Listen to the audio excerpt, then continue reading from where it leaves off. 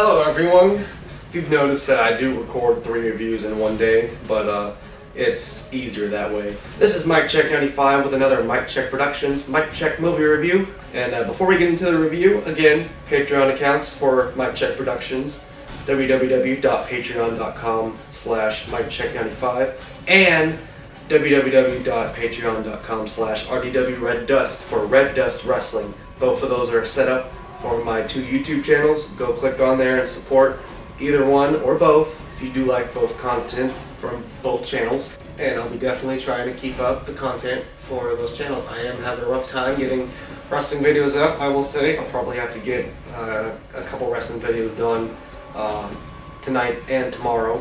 And I'll probably get started on the next show because I know I'm like 3, 4, 5 weeks behind on the wrestling channel. But that is besides the point. That's for the wrestling channel. This is MykeCheck'd Productions, and you are here to see what movie I'm going to be talking about today. That movie today is going to be probably one of the very few Matt Damon films I've seen in my lifetime. I should probably go see more, but that movie I'll be talking about is called The Martian.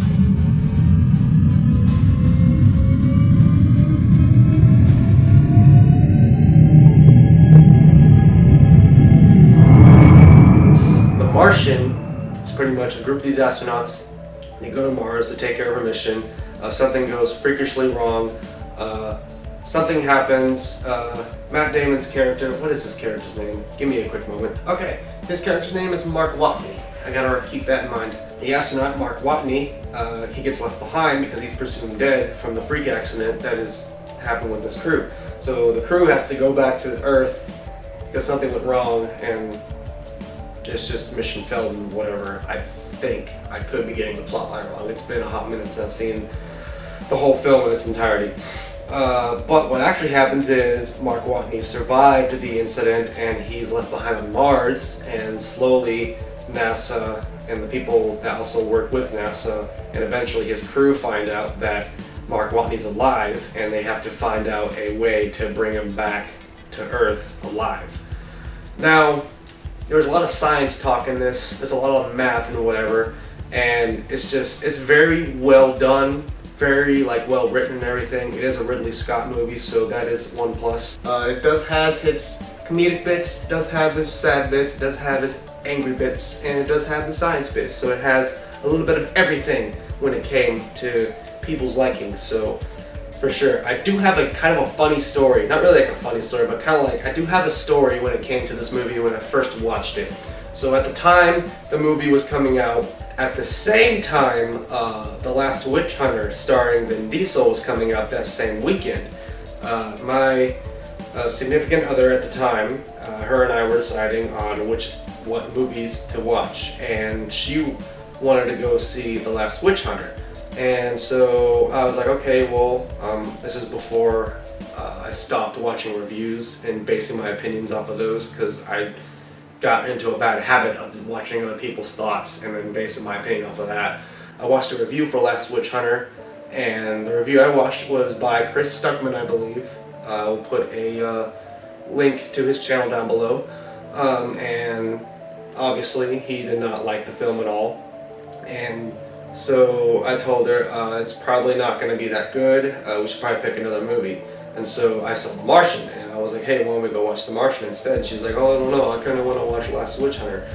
And so I was like, okay, well, hold on. So I watched a review for The Martian, also by Chris Stuckman. He gave off a very positive vibe to the movie and how he actually really liked it and everything. So I took some time, but I eventually convinced her, hey, we should probably watch a movie that we are probably both going to enjoy. I mean, The Martian's got better ratings than Last Witch Hunter does, so let's go watch it.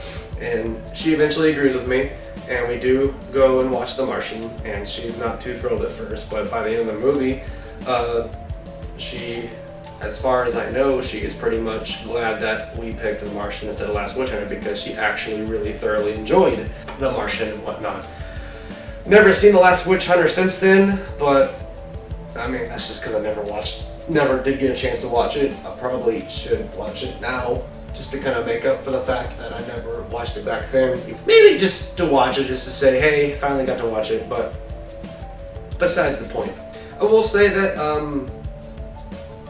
it was really funny when you learned that Mark Watney was able to start his own potato farm on Mars with his own feces and other potatoes he found, which was kind of a comedic moment where he said he was the first person to ever colonize anything on Mars. So it was hilarious to kind of see that bit and everything, and just he usually had a really positive mindset when it came to situations. He did have some down moments where he knew something wasn't right or something wasn't going to work or something went horribly wrong, but he always tried to make the best out of things.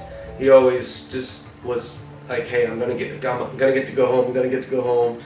Like, he never had that thought that he was like gonna get forgotten about and whatnot. The drama part between like NASA and the other people that were working with him, and also trying to let the crew know whether or not to tell him he's alive. It was actually really done well, or it was actually really done good as well.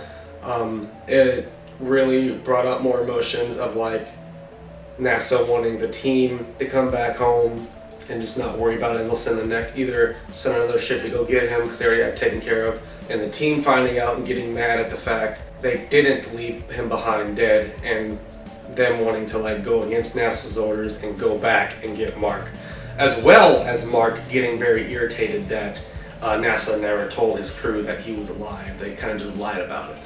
So that was really done really well when it came to the drama and everything. I will say some bits, I did get some Alien vibes. I mean, it's only because it's Ridley Scott and he's really good at like making space movies and alien movies.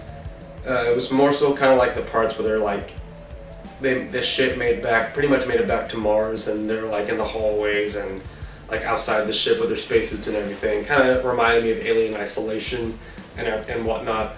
The ending scene where they're pretty much there and are trying to work out like quick plans, like on the fly, just boom, boom, boom, just to like get him back in their ship to get him back home, really create a lot of tense energy, and you're just hoping that nothing goes wrong and nobody gets hurt or gets killed while trying to save this one guy who's been stuck on Mars for, I don't know, months, maybe a year. However many days it was a very long time, I'd say that. It got to the point to where his hair grew out, he grew a beard, and he was pretty much the Mark Watney space pirate. The little Iron Man bit where he like cut a hole in his glove and he was using it to like steer himself around in the middle of space using the oxygen escaping out, that was kind of funny. It's kind of a good lesson, I guess, for astronauts and everything.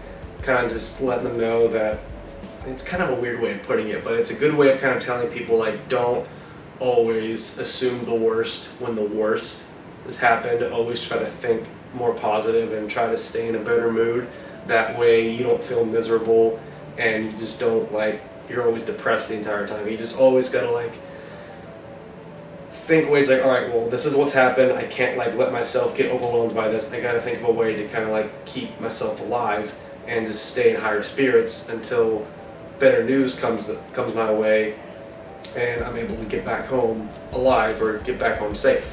It's definitely a good example when it comes to that, and I would honestly say for people to watch it for that sole reason, because it does tell a good story with that.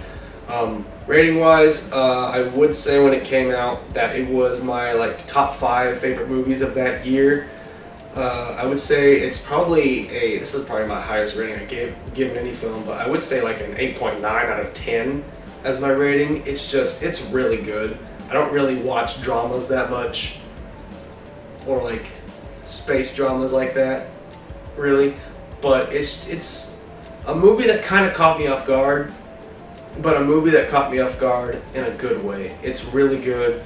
I actually have a copy of it back here in my case of movies, if you can see them, and I do highly recommend it for a lot of people to go watch this film. So far, a lot of the movies that I've reviewed so far, I either recommend it to everyone or I just recommend it to a certain audience, which honestly is kind of a good thing, because you don't want me to review a bad movie and then tell you not to go watch it. But don't worry, I do have a couple bad movies on the schedule for you guys to see, but they will come to mind when I actually get them scheduled and I actually get the time to find one and watch it. But 8.9 out of 10 is my rating. I hope you guys enjoyed this review. Let me know in the comments, did you think The Martian was good? Was there some things about it you didn't like and everything? Just let me know in the comments and we can discuss about this film. Also, I do have reviews out for The Grudge 2020, Godzilla King of the Monsters, 8mm, Batman Forever, and Friday the 13th Part 2.